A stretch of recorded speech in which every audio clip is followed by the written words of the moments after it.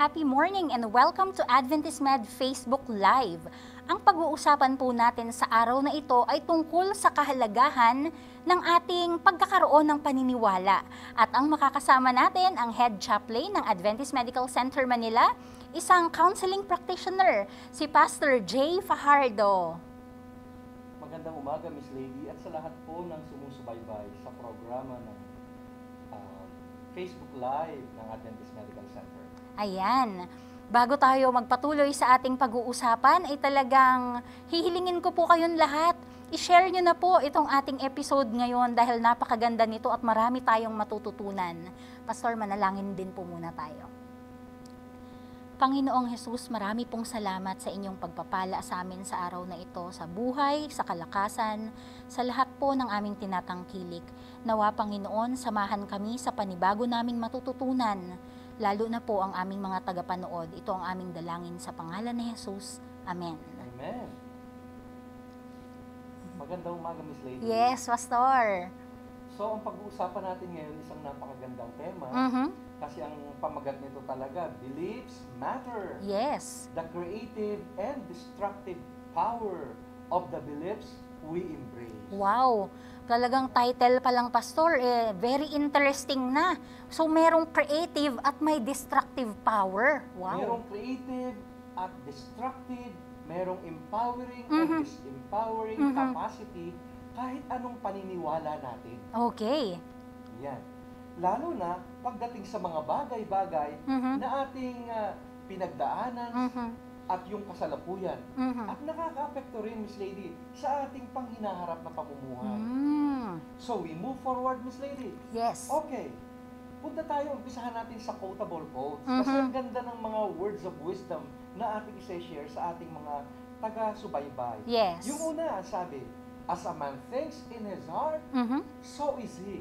And it's coming from no less than one of the brightest men who lived on earth. Si King Solomon. Wow. At ang kahanay ng kaisipang ito, hindi lalayo dun sa tinatawag nilang the Enlightened One. And we speak of the Buddha. And he said, we are what we think. So, ang sinasabi sa atin, kung anong iniisip ng tao, siyang nagiging ikaw. Yes. Sabi ni Solomon. At ang sabi naman ni Buddha, ikaw ay kung anong iniisip mo. Oh, parang pareho lang Pareho ang lang. tinutuko nila. So, punta tayo sa mga basic considerations na ating pag-uusapan, Miss Lady. Yes. At ito, pwede tayong mag-explore at i-engage. Even later, we have some further activities para ma-involve din ang ating mga taga-subaybay. Yung una, ang sabi dito, the events in our lives may influence or affect us, but they are not what will determine how we shall become. Napakarami kasi, Miss Lady, ngayon na nagsasabi, ganito ako. Yes. Kasi ganito ang pinanggalingan ko, ganito ang karanasan ko, at wala na akong magagawa kung anong nangyayari sa akin ngayon. This is how I am kasi produkto ako ng aking nakaraan. Wow. So, ang sinasabi nila, kung ano sila ngayon, ang nag-determine o nagdikta ang kanilang nakaraan. Pero ang sinasabi rito, ano man ang karanasang nangyari sa ating buhay, maaaring may epekto o influensya. Yes. Pero hindi siya ang magdidikta kung ano ang magiging tayo. Ano po? So, tingnan natin ang isa pang suheto o passage. Atin pong makikita na sinasabi dito, it is not the environment, not the events or circumstances that we have been and through that shapes who we are today and how we shall become tomorrow. So, hindi ang kapaligiran, hindi ang mga kaganapan o ano pa mang pangyayari na ating mga pinagdaanan at kinaharap ang siyang magdidikta o huhubog kung ano tayo magiging sa kinabukasan. Ibig sabihin, we're saying it's not completely what we experience o pinagdaanan natin ang magdidikta na para bagang wala na tayong magagawa. Yes, But Pastor. to some people, that's how they think it is. Okay? So we continue with our text's basic consideration here. It is we propose. It is how we interpret them that do. So, hindi yung nakaraan, hindi yung ating pinagdaanan, ang siyang talagang magdidikta kung anong magiging tayo, kundi kung paano natin i-take Yes. o pagbigyan ng kahulugan ang anumang kaganapan sa ating buhay. Kaya nga, ang sabi rito, after all, what makes the difference is how we look at our experiences and life circumstances. Therefore, our interpretation matters. Wow! Alam mo, Pastor, itong mga binabanggit nyo, una pa lang, pero malalim na. At saka, Malalim. mabigat ito, kumbaga ay kung pag-iisipan nating mabuti, ano nga ba yung mga nangyari sa buhay ko na yun ang sinisi ko kung bakit ako Oo. ganito. So, Oo. may mga example niyan, Miss Lady. May namit akong magkapatid. Yes. Siyempre, magkapatid, pareho ng nanay, pareho ng tatay. Yes. At ang kanilang family hindi talaga naging functional. Mhm. Mabisyo ang tatay, Mhm. nambubugbog ang tatay, Mhm. at laging wala sa bahay. Mhm. That was the home environment when they grew up together.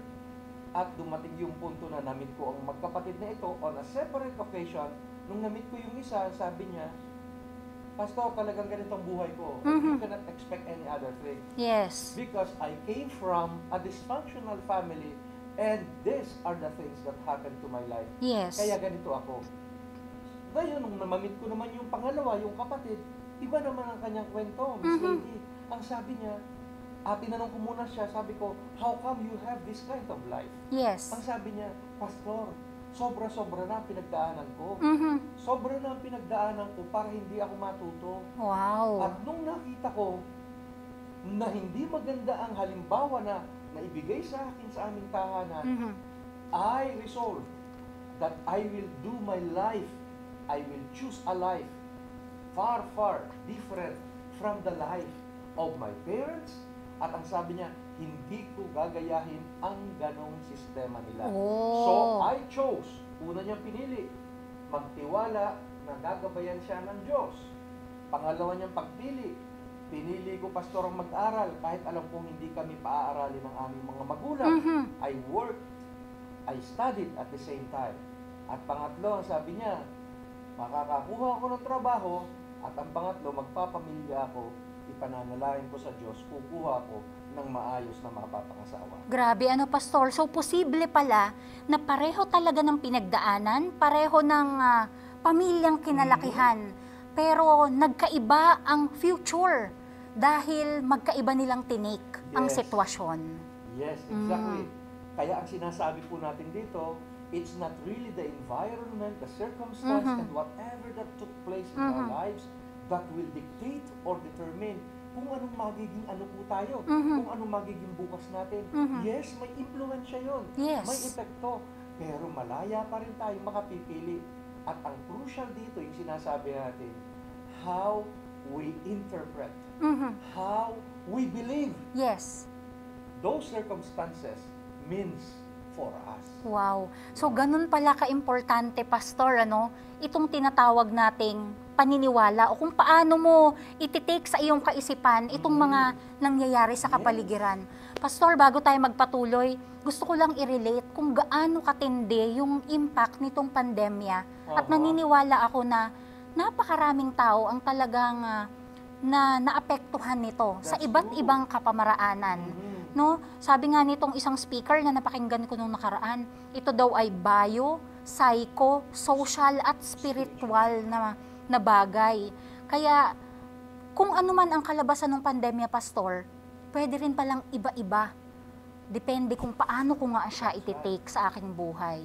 Pare-pareho tayo ng pinagdaraanan. Yes. May kanya-kanya tayong share ng sakripisyo at kahirapan, dala ng pandemya. Pero ang magiging resulta ng kung anong buhay meron tayo, malaki ang nakadepende kung anong pagpapakahulugan Mhm. o paglalapat natin ng interpretasyon sa lahat ng bagay na ito, Miss Lady. Yan. Mga kaibigan, kung meron kayong katanungan sa ating pinag-uusapan ngayon na napakaganda, ay i-comment nyo na po sa ating comment section. At pwede rin po kayo mag-message sa 0922-313-0554. Yan po ang contact details ng Lifestyle Medicine. Okay, tuloy po tayo. Tuloy natin, Miss Lady. Kaya nga, para mas lubos nating maunawaan, kuha tayo ng simple na operational definition. Okay. So, pinag-uusapan natin ang beliefs o ang paniniwala. Ano ba ang paniniwala? Oo nga, Pastor. Ano ba yon? So, let's not complicate it. It's as simple as mga bagay na ating iniisip at niyayakap na totoo. So, halimbawa, Pastor, naniniwala ako na kapag merong pumanaw ay hindi ako dapat magsuot ng kulay pula dahil ito ay magiging malas. So, pwedeng paniniwala ko yun, pero hindi paniniwala ng iba. Not necessarily. So, ganun ano? Yes. Kaya dito papasok yung pwedeng kanya-kanyang paniniwala. Ayun. Ano ho? Kaya yung iba, nagdidemand yung iba ng sinasabi nila, respect, Yes. beliefs.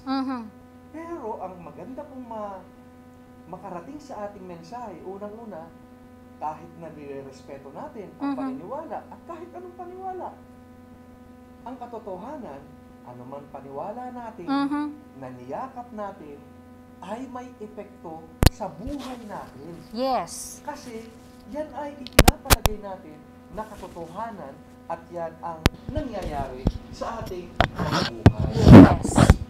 So punta tayo sa isa pang mahalagang salita. So maliban sa beliefs, ito yung mga bagay na ating iniisip at niyayakap na mga totoo. So pupunta tayo, Miss Lady, sa pangalawa. Ating titingnan ang pangalawa. Heto. At ang tanong, at para saan naman ba ang mga paniniwala? Para saan ba ang paniniwala natin? So, ang sabi natin kanina, ang paniniwala ay mga bagay na ating iniisip at niyayakap na totoo. Kaya kung ang anumang bagay na ating pinaniniwalaan ay totoo, so ito ang nag-guide sa atin, ito yung mga prinsipyo na nagsasabi sa atin kung anong bagay na ito ang pwedeng magbigay sa atin ng sakit o ng kaligayahan. Yes. So yun ang magagawa ng paniniwala. At ang lahat ng ito, pag hindi natin ito nabigyan ng pansin, anything in this world, we can actually believe in. Totoo yan, Pastor. Oh, consciously or unconsciously. But what we do, even our natural responses, could be byproducts of our belief system. Totoo. Acknowledged or unacknowledged. Ayun. So, meron talaga, Pastor, na pwedeng i-deny mo lang, pero talagang, yun kasi yung iyong paniniwala. Yes. Kung kaya nga, sabi ng iba, bigyan kitang sample, Miss Lady. May paniniwala, nagtuturo ako dati sa math. Isang araw, tumawag sa akin ng isang magulang ng isang estudyante. Okay. At ang sabi niya, Sir, gusto ko pong makipagkita sa inyo, gusto ko kayo makausap. Ganun po ba? Para saan po ba? Sana. Tungkol po sa anak ko. Dahil nagtuturo ako, ating kailangan tugunan. Sa madaling salita, nung magkita kami, umiyak yung nanay. Oh. At ang sabi niya, Pastor, natatakot ako. Natatakot daw siya at hindi siya comfortable at umiiyak. Sabi ko, para saan po kayo natatakot? Ang sabi niya, ang anak ko may boyfriend na. Second year pa lang siya ngayon. Second year college, ha, Pastor? Magte-third year na siya. Okay. Nursing. Natatakot ako. Ano pong ikinatatakot niyo? Nagka-boyfriend ang inyong magandang anak. Kasi Pastor, hindi naman sila magkakatuluyan eh. Sabi niya, hindi naman sila magkakatuluyan. At masasaktan lang, Pastor, ang anak ko. Alam na alam ko yan. So I was wondering all the while, paano kaya nasabi ng maming ito? So syempre, kailangan ko magtanong, naku ma'am, sobra talaga ang inyong iyak at takot sa mangyayaring iniisip nyo sa inyong anak. Ano po ba paano po ba kayo nakarating sa ganyang konklusyon? Oo nga, ano? Ang sagot niya sa akin, Pastor, nung college ako, ganyan-ganyan ang pinagdaanan ko. Ah. So, sabi niya, first year pa lang siya, may boyfriend na siya. At nung malapit na mag-graduation, nag-break sila. Ay, masakit. Oh. Ngayon, out of that experience, ang conclusion ng concerned mommy, yung nangyari sa akin, mangyayari lahat din sa anak ko.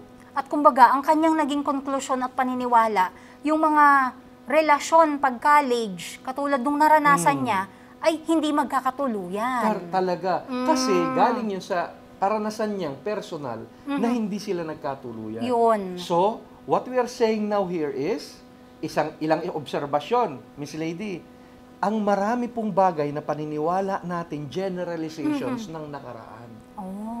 Maaaring totoong nangyari sa akin, yung bagay na yun. Yes. Pero hindi ibig sabihin, totoo yun sa lahat. Wow, tama.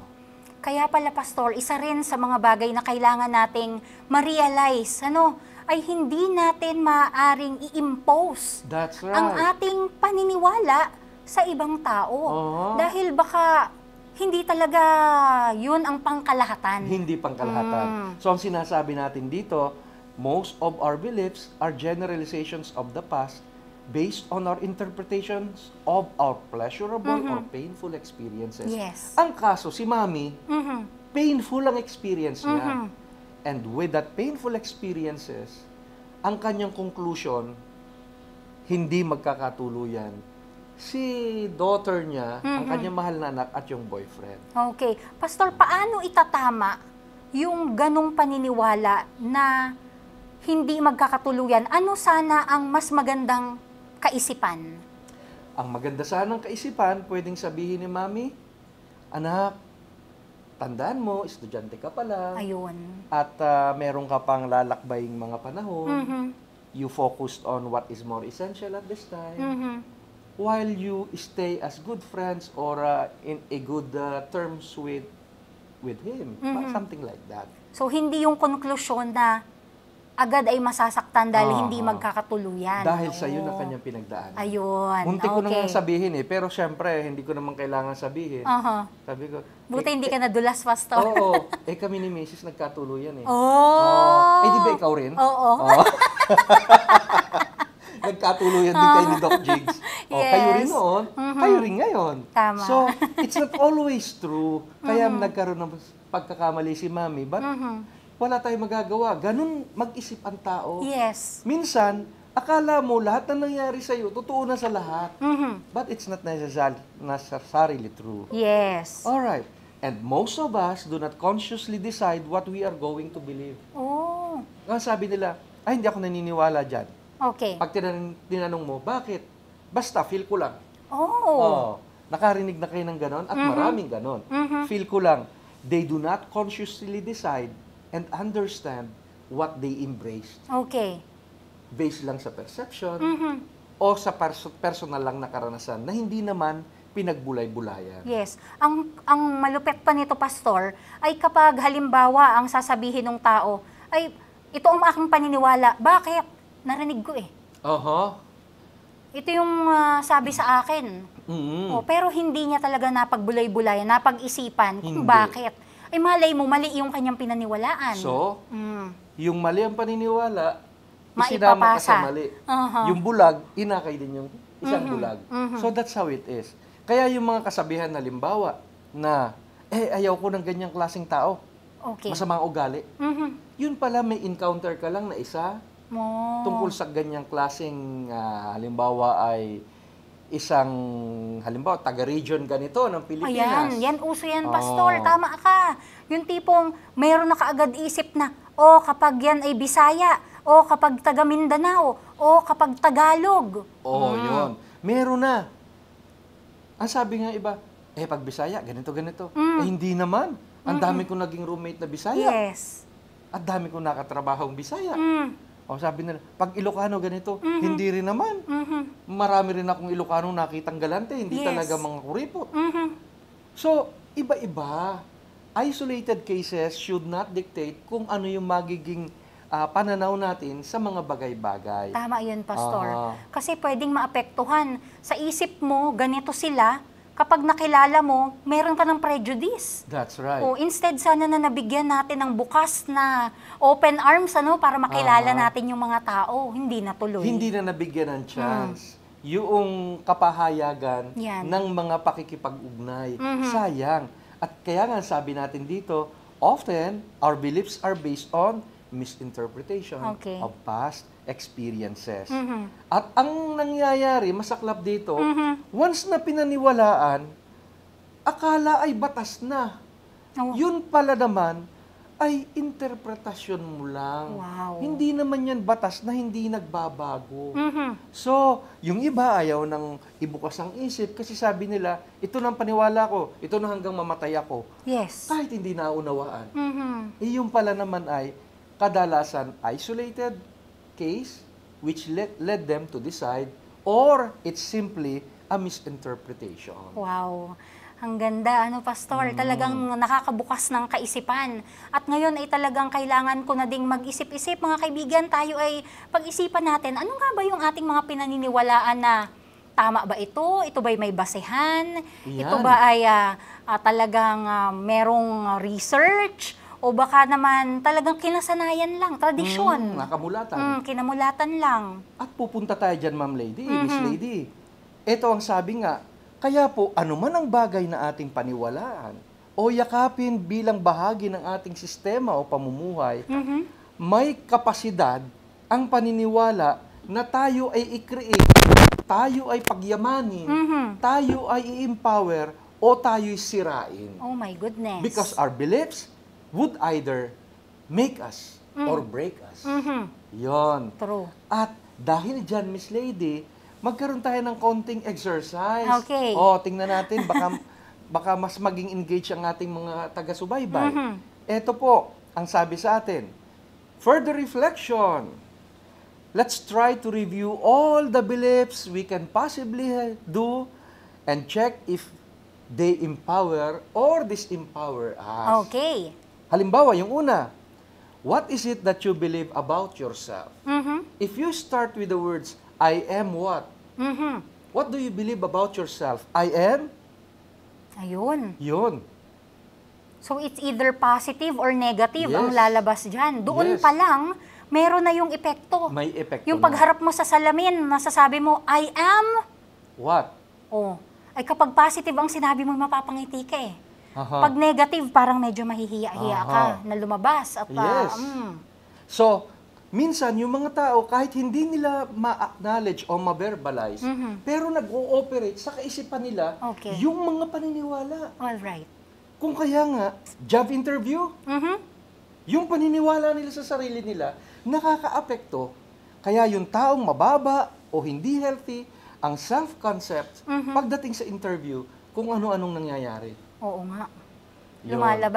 Lumalabas. Kapag naiharap na sa ibang tao, Yes. hindi rin niya maiiwasang Hindi niya maiwasan. hindi maipakita. So if you say, I am, tingin po kayo sa sarili nyo, start with the physical.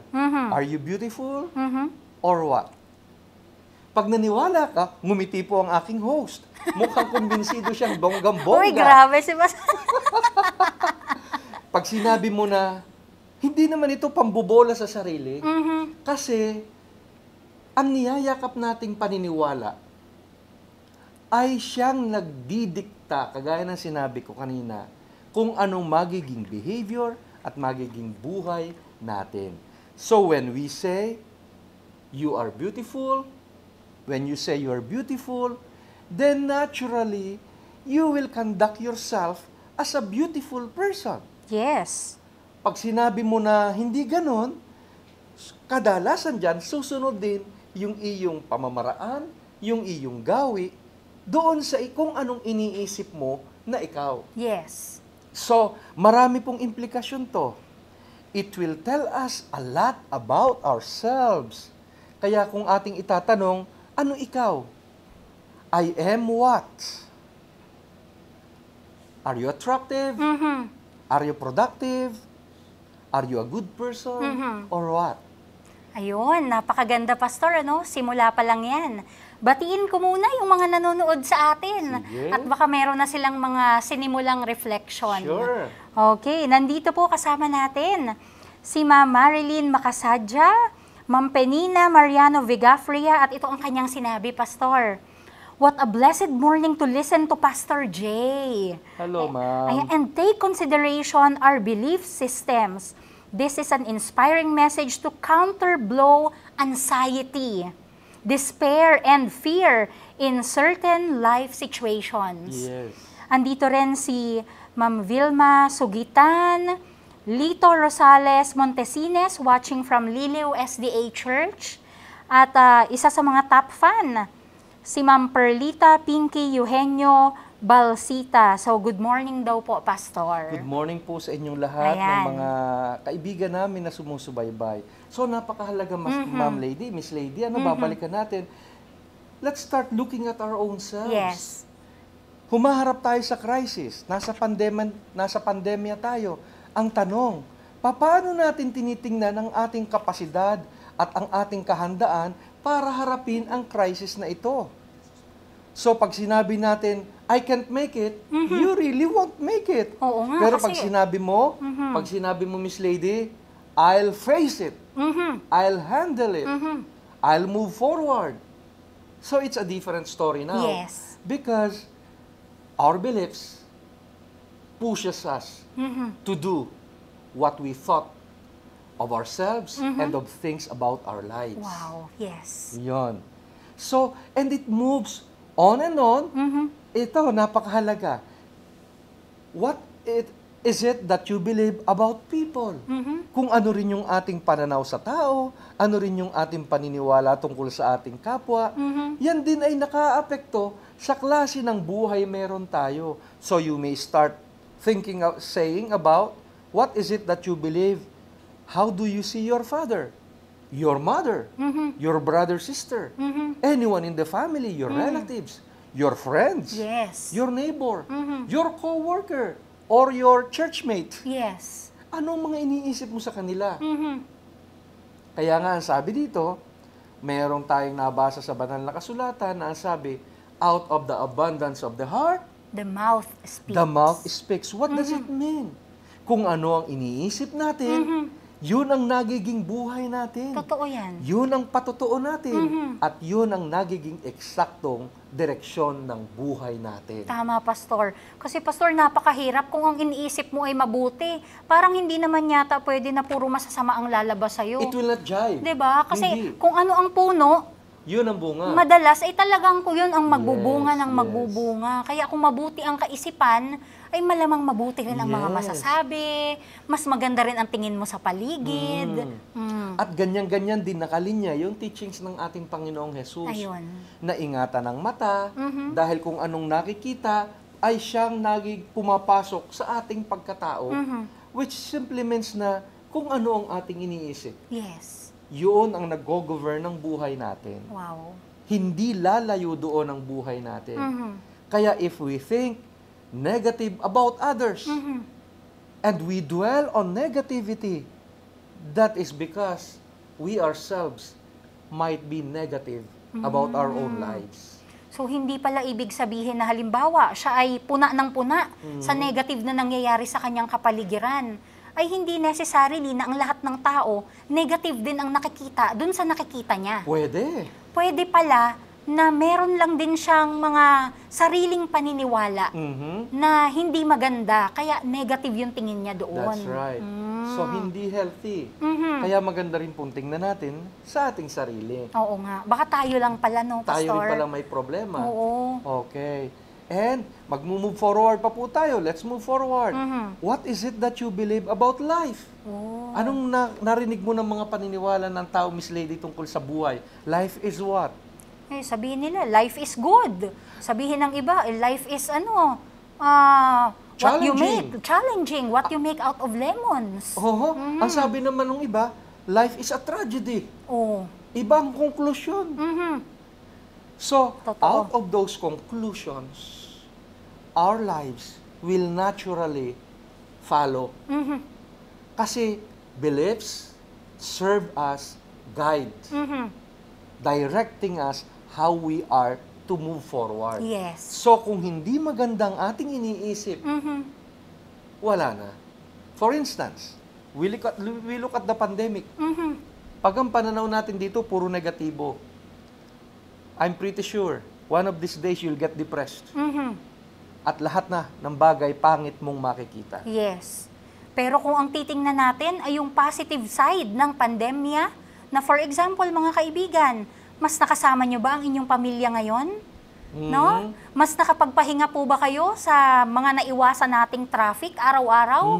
Ay posible na magbunga pa siya ng maganda That's sa right. buhay mo. So mahalaga, ano ang pananaw natin sa ating buhay? Mhm. Pag ang pananaw natin sa buhay ay puno ng pag-asa, aba, nakaka-inspire. Mhm. Pag ang pananaw natin sa buhay ay punong-puno ng discouragement at mukhang wala ng solusyon, ay the more we will bury ourselves to the ground. Yes. So, ganun po yung kasimple. Mhm. And if we go further, and sabi nga, life is what? Kayo na po ang bahala, mga minamahal, kung paano nyo gustong tingnan Mhm. o nakikita ang buhay. Mhm. At ito pa, pang-apat, what is it that you believe about opportunity? Do you wait for it? Or do you want to create one? Mm. Aha. Some people are saying it's not yet time. Mhm. Or would you like to make it the time? Mm. Scarcity and abundance. Ang sabi ng iba, mahirap ako at talagang nananatili akong ganito kasi mahirap ng lolo ko, pati magulang ko. Mhm. But it's not always true. Kasi you have your hands, you have Totoo. your feet. Mhm. Ang sabi nga ng Panginoon, look at the birds of the air. Yes. Hindi naman, wala silang kamay, paa, pero nabubuhay. How much more you are? Mhm. And have we realized that there are many successful people whose lives were from rags to riches? Yes, totoo. So, it's something, a decision to be made. Yes. Ano ang pananaw natin tungkol sa tinatangkilik Mhm. o sa kayamanan? Ang ibang tao na kausap po, ang sabi nila, Miss Lady, sabi ng iba, masama pong maging mayaman. Oh, Ay. yun ang kanilang paniniwala. Oo. Pero, pray naman ang pray. Mhm. Na ang prayer, bigyan mo po kami ng pagpapala. Mhm. Tapos sabi mo, masamang maging mayaman. Tapos, most of our prayers also says, bigyan mo po kami ng pagpapala, Mhm. sapat sa aming pangangailangan. Mhm. Eh kapag kasapat lang sa aking pangangailangan ang ipag-pray ko, eh di ako makakatulong sa iba. Mhm. Eh kasi kulang eh. Mhm. So, what do we think about wealth? Yes. About money or resources Mhm. also affects the kind of life that we have. True. Yes. Pero, we missed it out. Though I am giving more highlight on wealth and resources, but it's the common mistake of people. Yes. Forgetting that if you are a good person Mhm. and you have more Mhm. wealth, Mhm. you have more to share. Wow. Pastor, alam mo, na-excite ako bigla. Pag-usapan kaya natin sa mga sunod na panahon yung tungkol sa biblical perspective on money. Pwede. Pag-usapan natin Interesting yan. Gusto niyo po ba ang topic na yan?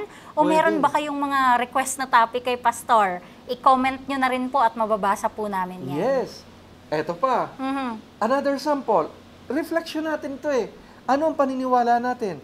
Ang sabi ng maraming successful, work hard. Mhm. Ang sabi ng iba, work smart. Mhm.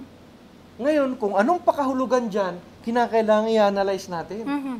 Ang sabi ng work hard, you really work hard to get what you want. Mhm. Ang sabi ng iba, you don't have to really be exhausted. Mhm. You work smart. Mhm. But how do you do that? So these are again things that may affect us already or be affecting us, pero hindi natin napag-iisipan, Yes. hindi pa natin napagbulayan, Mhm. pero yun na yung nagdadirect ng buhay natin. Yes. So as I've said, beliefs could be things that we embraced as true, consciously, but sometimes Mhm. it operates already in our lives without having acknowledged them. Na yung pala, yun na ang nagiging gabay natin sa buhay. Oo nga, Pastor. Yan. Yan. Kaya napakahalaga, Miss Lady, dito na magbulay-bulay rin minsan. Kailangan talagang mapag-iisipan natin. Aha. Mag-iisip talaga tayo mga kaibigan, ito ba'y tama? Ito bang paniniwala ko na ito na minana ko at kinasanayan namin? Ay posible kasi nasa probinsya iba ang belief. Pagdating mo sa Manila, iba din ang belief. Ganyan. So, maganda itong ating pagbubulay-bulayan talaga natin. So, bulay-bulay po. Ang ibig sabihin, pag-isip-isipan Yes, din. muni-muni. Muni-muni. Kasi, alam niyo yun sa pagbubulay-bulay, diyan nakakabuo ng mga magagandang kaisipan at hakbangin. Yes. If we are on the upward direction sa ating pag-iisip, makakarating tayo sa mas magagandang adhikain. Yes. Ayan. At ito, yung panglima, ano ba ang ating paniniwala sa goodness? Do you still believe in the existence of goodness? Or do you think everything in this world is evil? If you think everything in this world is evil, perhaps you can no longer trust and give people a chance. But if you still believe goodness and meaning of life could exist, you will see life and you will approach people differently. Yes. Ganon din. Ano ang paniniwala mo sa relihiyon? Kahit anong relihiyon. Napakahalagang ating pong suriin kung paano natin tinitingnan Tama. ang mga bagay-bagay sa ating kapaligiran. Yes. And the last here in my list, but never the least, what are your thoughts about God? Oo nga. Anong iniisip mo tungkol sa Diyos? Is God involved in human affairs? If He is, gaano siya ka-involved? Pinapanood niya lang ba tayo? From a distance? O sinasamahan niya tayo? Tinatapik niya ba tayo pag nahihirapan? Nawawala ba siya pagka-crisis? Kasi hindi natin makita ang liwanag. O posible kayang binubuhat niya tayo pag may crisis sa buhay natin? Wow. What's our perspective? Ano ang ating belief Yes. about God? And pag po sineryoso natin ang mga bagay na ito, this will lead us to explorations about ourselves, Ang ganda. about others, about our relationships, Yes. about how we are to make it in life, how we can make things better, how we are to contribute in our own unique ways to the society, and how we are to commune with God, whom we do not see. Yes. Is He involved with our lives? Or is He simply out there watching us?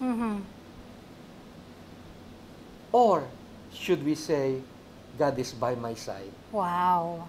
So Or talagang even, God is inside of me.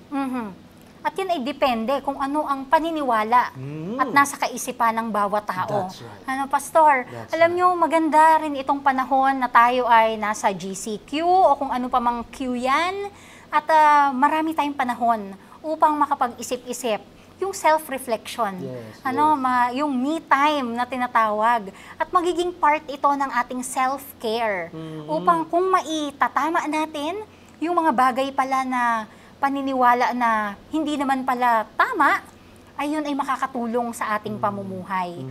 Pastor, bago tayo tumuloy, meron pa po tayong mga ibang kasama dito na gusto kong batiin. Sure. Ayan, nandito si Dr. Linda Varona at ang sabi niya, thank you Pastor Jay Fajardo for helping us realize this truth. Ayan, nandito rin si Ma'am Luz Estimada. Kasama din natin si Sir Carl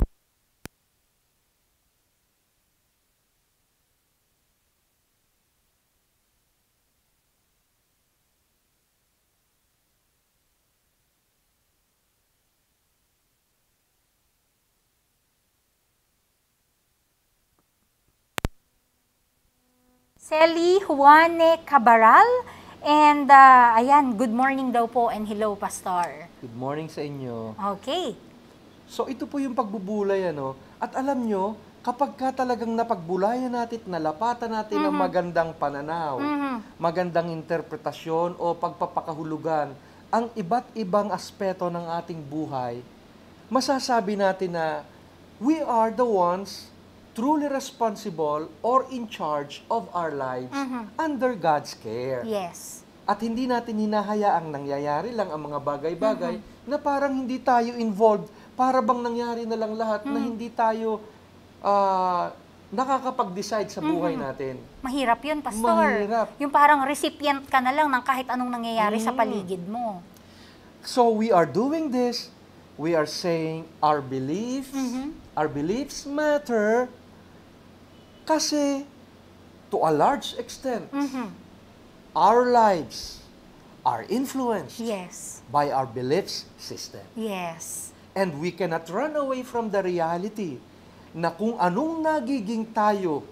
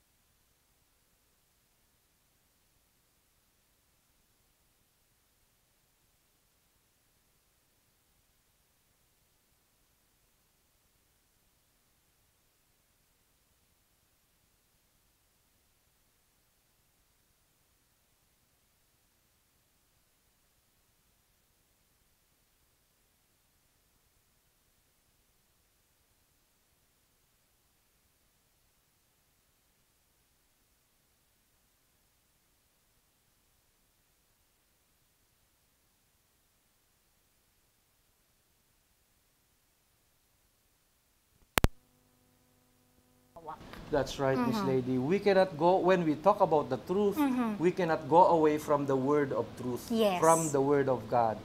And I hope our encounter with the word Yes. will bring us into realizations that this life can be truly a blessing. Hindi lang sa atin, kundi pati sa iba. Yes. If we walk freely. Yes. If we walk freely and we are released from the chains that binds us due to our wrong belief system, dahil sa maling paniniwala, at primarily dahil sa maling paglalapat natin ng pakahulugan o interpretasyon sa ating mga nakikita o nararanasan. Wow. Yeah. Maraming salamat, Pastor. Talagang napakaganda po ng reflection natin dito sa ating usapan ngayon. Kaya nga gusto kong basahin ito, may nagpadala po ng reflection, Sure. ano? Sabi dito, so true, sabi ni Ma'am Penina. Our outlook in life can either have positive or negative impact on our psychosocial and mental health. In some ways, Our positivity or pessimism reflect how we deal or react on particular situation and to people. Sabi niya, beliefs can impact a person. Ayan, talagang napakaganda po ng inyong reflection. At marami pong salamat dahil kasama rin natin ngayon si Ma'am Corrales Daligos, William Ranara II, at si AJ Rocha. Ayan, so maraming salamat po sa inyo. At this point in time, hayaan nyo pong i-share naman namin kung ano ang mga services dito sa Adventist Medical Center Manila. Ito ang mga available services ng Adventist Med para sa ating new normal setup. Ang outpatient services is open to serve you, pero walang walk-in. Please call to set an appointment para sa inyong face-to-face consultation. Kung hindi kayo makararating, you can have your virtual consultation gamit ang aming telemedicine. Ang aming dental services is ready to serve you. Same with our physical therapy and rehabilitation. Once again, no walk-in. Please set an appointment. Here are the services you can have at the comforts of your home. Laboratory services, immunization services, PT and rehab home care. You can even have your medicines delivered at your doorsteps through medicine delivery. Meron din kaming drive-through services for laboratory and immunization. For meals, snacks, and more na siguradong nutritious and delicious. Here's our Healthy Bites. We are open for takeout. For your convenience, you can have it delivered or picked up. Let's go to our sister institution, the Manila Adventist College. Enrollment for first semester is ongoing. For senior high school, we have ABM and STEM strands available. We also have college and Juris Doctor. With our flexible learning, you can surely have a memorable experience wherever you're from. Choose MAC, the college that can equip you for life and prepare you for beyond. And now, back to the studio. At yan nga po ang mga services natin dito sa Adventist Medical Center Manila na special na ginawa para kahit pandemya ay talagang maaabot po kayo ng aming mga serbisyo. Dito po pang mga kaibigan, kami rin ay nagpapasalamat sa lahat ng mga donors at supporters na kung saan ay patuloy na tumutulong at nagpapadala ng assistance sa ating laban kontra COVID. Para po sa mga nais pang magpadala ng tulong, narito po ang mga bank details na pwede nyo pong i-consider. At maraming salamat po in advance. Pastor, meron po ba kayong gustong sabihin sa panghuli bago tayo magtapos sa ating mga viewers? Gusto ko na lamang pong sabihin sa ating mga viewers na I encourage you all to claim your right over your life. Claim your right to your life as it's given by God to us. Ano pong ibig kong sabihin? Ang ibig sabihin, we can truly live a life of freedom. We can achieve whatever it is that God is to provide us. Yes. He is intentional in blessing us and to see us prosper. But to make things happen, we need to have correct belief system. Belief system that will aid us or lead us to a more progressive and happy life. Wow, Yeah. amen. Maraming salamat, Pastor Jay. Mga kaibigan, talagang napakaganda ng ating pinag-usapan ngayon. Sana po ay meron kayong kinapulutang aral na inyo pong maia-apply sa inyong pang-araw-araw na buhay. At sa panghuli, gusto ko pong iwan ulit itong Bible passage na nasa John 8:31-32. If you abide in my word, you are truly my disciples, and you will know the truth, and the truth will set you free. Kaya wag po nating kalimutan, balikan ang source of truth, at yan po ang Word of God. At mag-guide po tayo kung ano ang mga tunay at totoo na pwede nating panghawakang paniniwala. Okay. Pastor, maaari mo bang ipanalangin yung ating mga nanonood? Sige po, tayo po ay dumalangin. Mhm.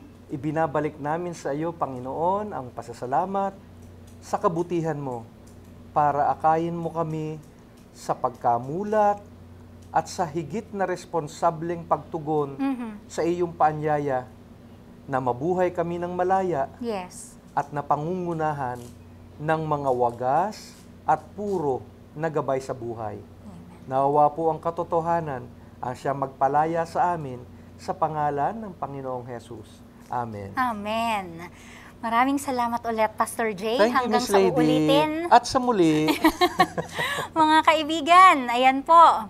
Stay healthy, stay safe, and don't forget, your beliefs matter. Hanggang sa susunod pong programa, ito po ay mula Lunes hanggang Biyernes, 10 to 11, at meron din tayong teleradyo na Monday to Friday, 12:30 to 1 sa DWBL 1242. Magkita-kita tayo sa sunod at huwag kalimutan, lifestyle is medicine. Bye!